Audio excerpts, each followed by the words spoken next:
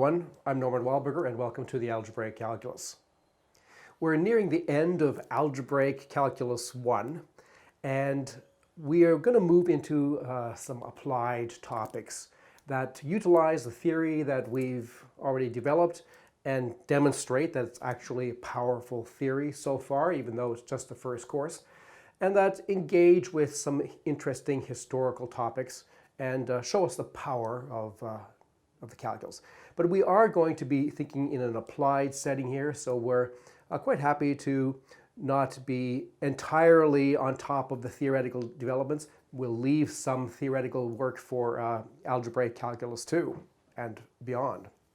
All right, today's lecture, we're going to talk about Laurent polynomials, extending polynomials or polynumbers to the Laurent situation and doing calculus with them. And we're going to apply that topic to a very classical formula, that of Leibniz's famous formula for pi over 4.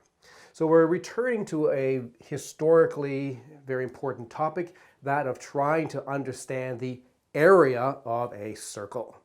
The unit circle, Archimedes' famous estimation, pi, the area of this thing, is somewhere between 3 and 1071s and 3 and 1/7. Now, this is assuming that there is a number pi, and we don't need to do that, okay? So we are not going to, in fact, think of pi as being an exact number, so this statement is in quotes. But nevertheless, we'd still like to get a hold of what the area or the approximate area of the unit circle might be, even if we only have a range like Archimedes has. And I'll mention about 2,000 years later, a little bit less, Al-Kashi, 1424 in Samarkand, gave the following sexagesimal approximation to 2 pi, to quite a few sexagesimal places. And then many other people, of course, tried to find some kind of formulas or estimates for the value of pi, And famous amongst these is Leibniz's formula from around 1676, which asserts that pi over 4 is equal to the infinite series 1 minus 1/3 plus 1/5 minus 1/7, and so on. Now this formula actually probably owes some debt to Madhava in India, in Kerala, who established a more general formula, and also to Gregory, who also established a more general formula. Those general formulas we're going to see today. So our approach is we're going to use calculus with Laurent polynumbers in the context of the algebraic calculus that we've been developing. And there's not going to be any mention of angles or arctan functions or any other circular or trigonometric functions. So it's a departure from the usual story. We're going to develop essentially this formula in an approximate setting using purely the ideas that we've been developing so far, principally the Fundamental Theorem. An important tool for us is the Quotient Rule, which we write in the form d of q over p equals p dq minus q dp over p squared. And we've established the validity of this if p divides q. In other words, if this quotient is actually a real polynumber. But we can use this quotient rule to extend Faulhaber's derivative. In other words, this rule tells us how we should proceed to define the derivative of a quotient when p does not necessarily divide q. Okay, so this is an important step. So let's do it one step at a time. So let's have a look at this formula in the special case when q equals 1. So we're talking about the derivative of 1 over p. So q is 1, and so its derivative is 0. And that q is just 1. So we have minus d of p up in the numerator divided by p squared. So that's a consequence of this. If we are able to extend Faulhaber's derivative to more general quotients of polynumbers, then we would expect that the derivative of 1 over p is minus the derivative of p all over p squared. Now, if we apply this formula to the simple pure power alpha to the n, so alpha is our usual variable, and n is 1, 2, 3, a natural number. So then if p is alpha to the n, then what we have here is the derivative of alpha to the minus n. So that's a new kind of object that we haven't established a derivative before as yet, but now this formula allows us to at least have a candidate for what that derivative should be. So what happens when we substitute in here? The derivative of p itself is n times alpha to the n minus 1. There's a minus sign. And p squared is alpha to the 2n. So this becomes minus n times alpha to the minus n minus 1. Because there's an n minus 2n for a total of minus n, still with a minus 1. And so I'm just rewriting this formula that we've now obtained, that the derivative of alpha to the minus n ought to be, according to this, minus n times alpha to the minus n minus 1. Now that's very pleasant because that's essentially the same formula that defines the Faulhaber derivative for positive powers of alpha. So now we want to extend our domain of arithmetic from polynumbers or polynomials to a wider family, wider sort of algebra involving also negative powers of our variable alpha. So this is traditionally called Laurent polynomials, in our context Laurent polynumbers. So what are these things? Well, recall that a polynumber is for us principally a list of coefficients, like 4, 2, 0, minus 1, representing the polynomial 4 plus 2 alpha minus alpha cubed, there being 0 alpha squareds. Okay, so now we're going to extend this notation to Laurent polynumbers, say with this example here. So under the bar, you see 2, 0, 3. That's the familiar polynumber 2 plus 3 alpha squared. But now over this bar, on the top, there's a 4 and a minus 1. These represent also coefficients, but now of negative powers of alpha. So we're going to read this as minus 1 over alpha squared plus 4 over alpha plus 2 plus 0 alpha plus 3 alpha squared. And we'll allow ourselves to write exponential notation. So this is minus alpha to the minus 2 plus 4 alpha to the minus 1 plus 2 plus 3 alpha squared. And if we want to be sort of really consistent with our powers, we could take this 2 and rewrite it as 2 times alpha to the 0. So now we just have powers of alpha with integer exponents. So that's what a Laurent polynumber is. And there's an obvious arithmetic with these things, where we use the familiar law for multiplying powers of alpha. Alpha to the m times alpha to the n equals alpha to the m plus n. But now, not just for positive natural numbers, but for general integers m and n. So if we adopt this rule, how we multiply powers of alpha, the usual way, then we're able to have an arithmetic with these Laurent polynumbers. We can add them, we can subtract them, we can multiply them, and occasionally we can divide them, but not always. And now we're going to extend the Faulhaber derivative, capital D, to this wider realm of Laurent polynumbers. And the way we're going to do it is we're going to use essentially the exact same formula that we already have, but now with general powers of alpha. In other words, general integer powers of alpha.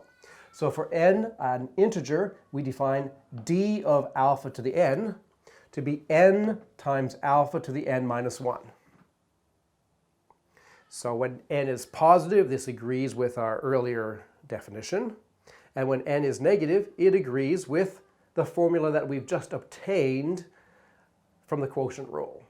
So it's very nice because it's really exactly the same formula. We're just now extending it from natural numbers to general integers. So for example, the derivative of minus alpha to the minus 2 plus 4 alpha to the minus 1 plus 2 alpha to the 0 plus 3 alpha squared will be, so we have an alpha to the minus 2. The minus 2 comes down, and the new exponent is 1 less. So the new exponent is minus 3. And the minus 2 comes down to give us 2 times alpha to the minus 3. Here the minus 1 comes down to give us minus 4 alpha to the minus 2. Here the 0 comes down to give us 0. And here the 2 comes down to give us 6 alpha. And then one can check that the product rule still works. And that the chain rule and the quotient rule also work when they make sense. When I say that, I mean it's not necessarily the case now that composition of Laurent polynomials or polynumbers is another Laurent polynumber. So things are a little bit more complicated. And it's also not the case that, that arbitrary quotients are still within this realm. But when they are, then the quotient rule and the chain rule make sense. Now, the algebraic calculus so far is working principally for polynomially parametrized curves. Those have been the main objects of interest for us. But there are lots of situations where we want to go beyond that, where we want to introduce and study more general things. In particular, we want to investigate rationally parametrized curves. We might call them RPCs, such as, well, our very favorite example pretty well, the unit circle with its rational parametrization. We've seen that we don't have a polynomial parametrization for the circle. That means that we can't actually apply the exact integration or signed area formulas to it directly. But we have this rational parametrization, so it's natural to ask, to what extent can we apply algebraic calculus ideas to these more general things, in particular to this example. So for example, how could we compute, say, the area of a quarter of the circle? So here's the curve. The curve is the circle. And when alpha is 0, we're here. When alpha is 1, we're here. So we're talking about the segment from 0 to 1. So we might be interested in the signed area from 0 to 1 of the curve gamma. And traditionally, that's called pi by 4. That symbol is used for the area. But, as I hope I've impressed upon you in the course so far, we don't actually have a definition, an exact definition of the area of a circle. And we don't have an exact definition of the constant pi. So for us, pi is not a well-defined mathematical object. It's something that we can only access indirectly. Okay, it's an ideal object that's forever beyond our view. It's not really something that we have control over. So it's probably best not to talk about it except in an approximate way.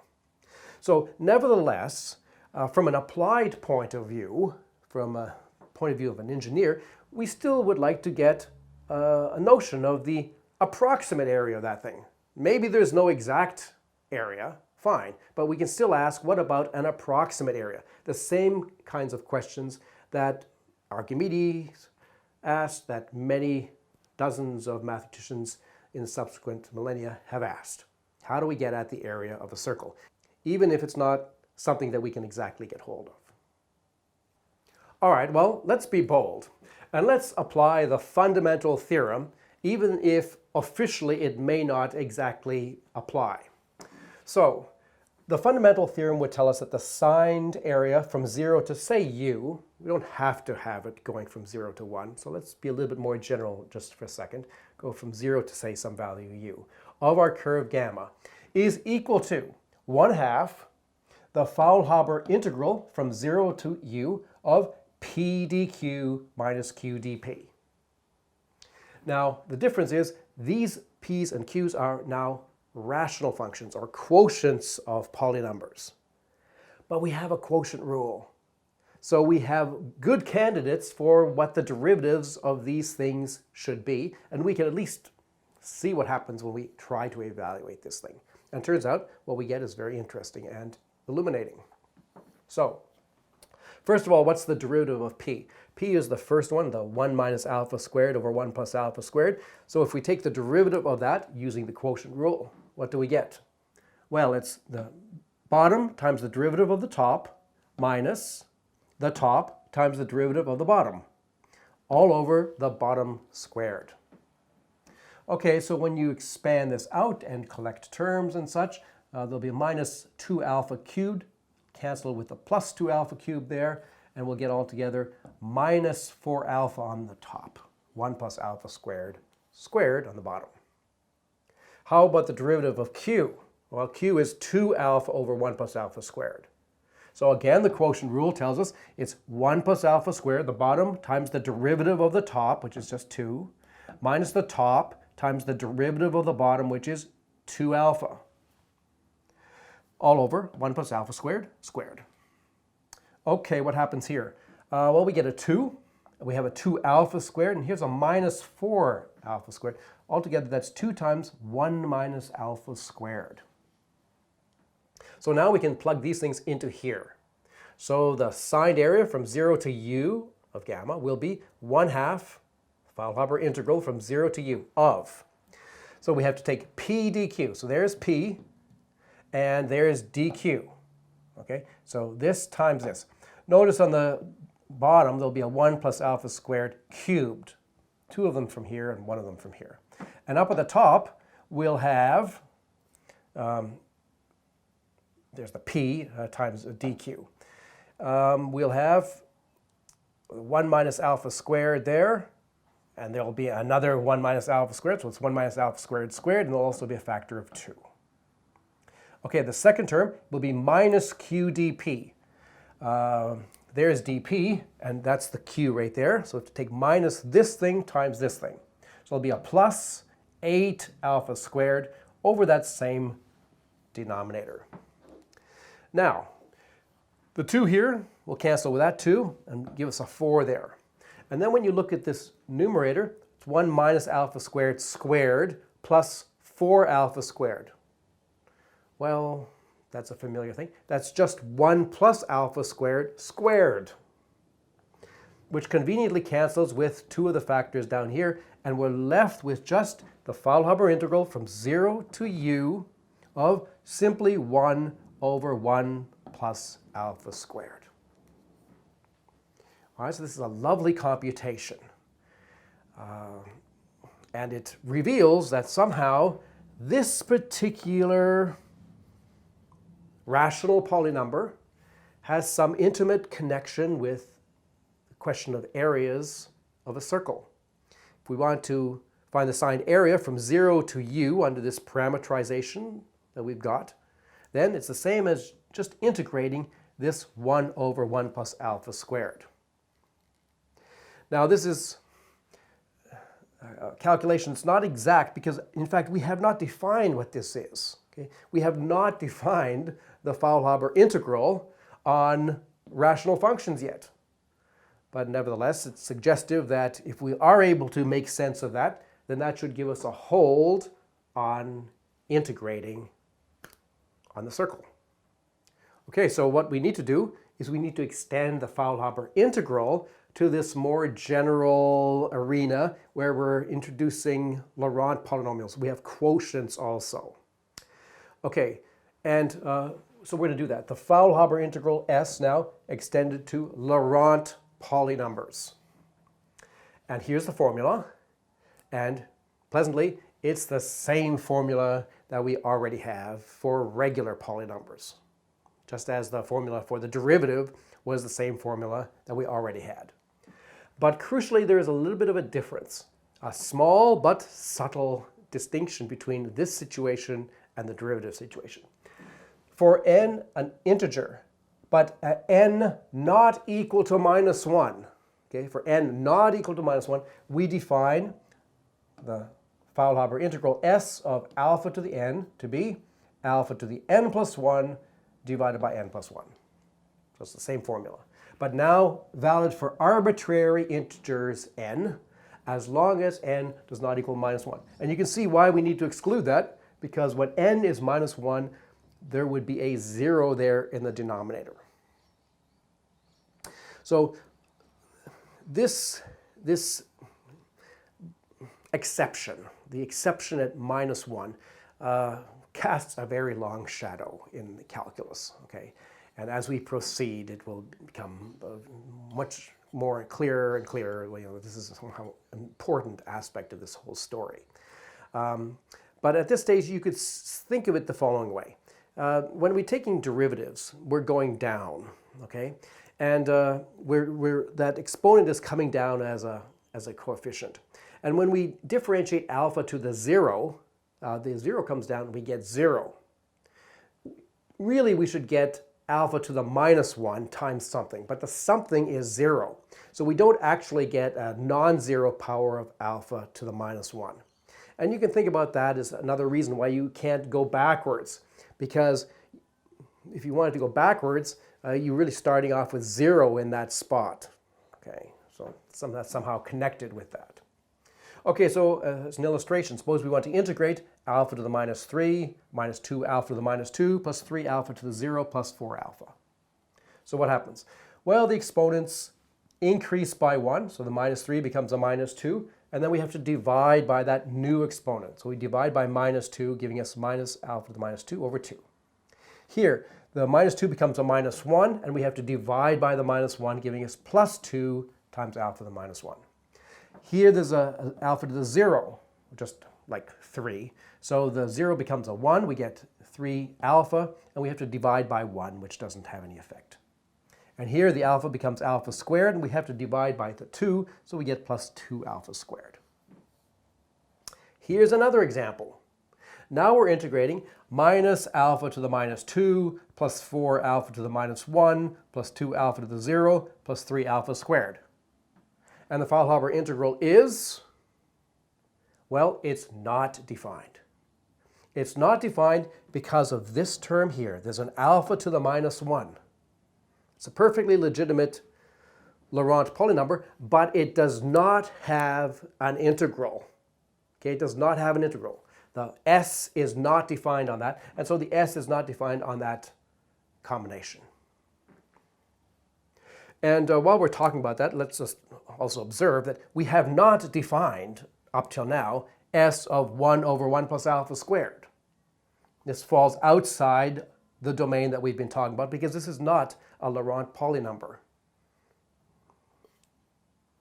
Okay, so we made some progress in establishing or extending the integral to this wider range, but still there's things that we cannot do. We can't integrate something like this, and crucially, we cannot integrate alpha to the -1. Now, in classical mathematics courses, in classical calculus courses, we see assertions as follows, that 1 over 1 plus x squared, say, is equal to the infinite series 1 minus x squared plus x to the 4th minus x to the 6th, and so on. Say for x in -1, 1. Now, being polite, this is logically dubious. Okay? And we are not going to use this kind of reasoning. This is highly suspect for a number of reasons. Kind of obviously, on the right-hand side here, we have an infinite number of operations that we're being asked to do. So the claim is you do these infinite number of operations, each of them are getting harder and harder to do because whatever x you have, these powers are getting increasingly big. So by the time you're at the 10 to the 10 to the 10 to the 10th stage, you've got numbers which are bigger than fitting into the universe, but still ostensibly you're going on and doing this forever, et cetera, whatever. And so it just doesn't make sense. But nevertheless, we can try to reconfigure these dubious claims that modern analysis makes and try to reposition things so that we have a much tighter control, so the logical structure is there. And in our second course, Algebraic Calculus 2, especially this topic is going to become very important. Okay, we're going to be looking very carefully at so-called infinite series or power series and setting that up in a much more careful and precise way. But nevertheless, at this stage here, we're in a position to make initial contact with some of these ideas. So let's look at 1 over 1 plus alpha squared. Here is an exact statement that we can make, that it's equal to 1 minus alpha squared plus alpha to the 4th over 1 plus alpha squared.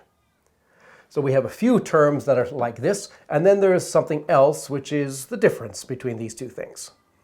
And we can go a little bit further. We can also write it as 1 minus alpha squared plus alpha to the 4th, and now the additional term that we need to balance things is minus alpha to the 6th over 1 plus alpha squared. And you can check something like this just by multiplying through by common denominator and checking that the left and right hand sides are equal. One step further, Now it's 1 minus alpha squared plus alpha to the 4th minus alpha to the 6th plus the remainder of alpha to the 8 over 1 plus alpha squared. And one more, so we get the pattern. 1 minus alpha squared plus alpha to the 4th minus alpha to the 6th plus alpha to the 8 minus alpha to the 10 over 1 plus alpha squared. If you stare at these, it'll be quite clear what the pattern is, and you'll be able to establish the general formulas easily enough. Okay? There's a bit of a distinction between whether we ending here with a minus sign and a plus sign. There'll be correspondingly a plus sign or a minus sign here. All right, so this gives us some kind of control over 1 over 1 plus alpha squared, which is in this direction, but does not require talking about infinite number of arithmetical operations. So we can visualize what we've just done with some diagrams that show us how we can approximate this rationally parametrized curve, in this case alpha, comma 1 over 1 plus alpha squared. Classical mathematics would be called the function y equals 1 over 1 plus x squared. It has a shape like this. Nice bump, it's nicely symmetrical, has the value 1 at 0. And what we can do is we can approximate this with sort of simpler polynomially parametrized curves. For example, alpha 1 minus alpha squared. That's that parabola there. And near the point 1, there's a reasonable approximation. This thing looks a lot like the blue curve, close to 1. And then if we go up 1, say to this red one, we get alpha and 1 minus alpha squared plus alpha 4. That's a quartic. It comes down here and then approximates our blue curve and then heads off in a completely different direction. We bump up the approximation a little bit to this black one, so add a minus alpha to the 6th term. Then we get this curve here. Again, approximates it from below, but better than the green one did. And we add another term, get alpha to the 8. We get the blue one here, which is this dotted thing here, which has a shape something like the red one, but it's a little bit more curved, and it hugs the blue line even better. So these approximations, quite clearly, are only good in a certain range. They're really only good when alpha, our parameter, is between minus 1 and 1. Actually, more precisely, when it's strictly between minus 1 and 1. So outside here, these curves are nowhere near being close to each other. But sort of in this range here, we're getting approximations that are reasonable. So if we put two of those approximations together, we could get an equality that looks like this, that 1 over 1 plus alpha squared is bigger than or equal to 1 minus alpha squared plus alpha to the 4th minus alpha to the 6th. So if you look at the previous slide, you'll see that the difference here was some positive quantity. And on the other hand, this thing is less than or equal to 1 minus alpha squared plus alpha to the 4th minus alpha to the 6th plus alpha to the 8. Okay, so we have the quantity that we're interested in. We're interested in integrating that thing. And now we have it sandwiched between two polynumbers, which we know how to integrate precisely. So we may conclude that the integral from 0 to 1 of this quantity here, whatever that actually should be, we haven't defined it, okay? But whatever it is going to be from an applied mathematics point of view is going to be between the integral of the left-hand side here and the integral of the right-hand side. And these things we know exactly how to compute. We're integrating from 0 to 1. So we have the integral here is alpha minus alpha cubed over 3 plus alpha to the 5th over 5 minus alpha to the 7 over 7. And we go from 0 to 1, we get 1 minus 1/3 plus 1/5 minus 1/7. And when we do the same thing over here, we get the same thing, but with an additional plus 1/9 at the end. And so we can conclude that the signed area from 0 to 1 of this curve gamma, there it is there, representing geometrically this quarter of a circle that we've got in red there, that should be between this numerical value, which turns out to be 76 over 105, and this numerical value, which turns out to be 263 over 315. So we put this all in quotes because we use the traditional symbol pi over 4 representing the area of a quarter of a circle, even though for us this does not have a precise meaning. Right, so this is an applied mathematics statement. It's a statement for an engineer who's interested in what's the area of the circle, roughly, approximately, give us some bounds, just in the spirit of Archimedes. Now this is a very interesting direction, because if you look at the argument, it's not absolutely necessary for us to go from 0 to 1. We could go from 0 to some intermediate value, and we could extract a similar kind of formula that gives us areas of segments of the unit circle. That's quite powerful, because that goes beyond the technology that Archimedes and Al-Kashi and all those other people were using. They were always working basically with the entire circle. Now we're in a position of dealing with portions of the circle and extracting approximations for the signed areas of those things. So there's much to learn. I'm Norman Wahlberger. Thanks for listening.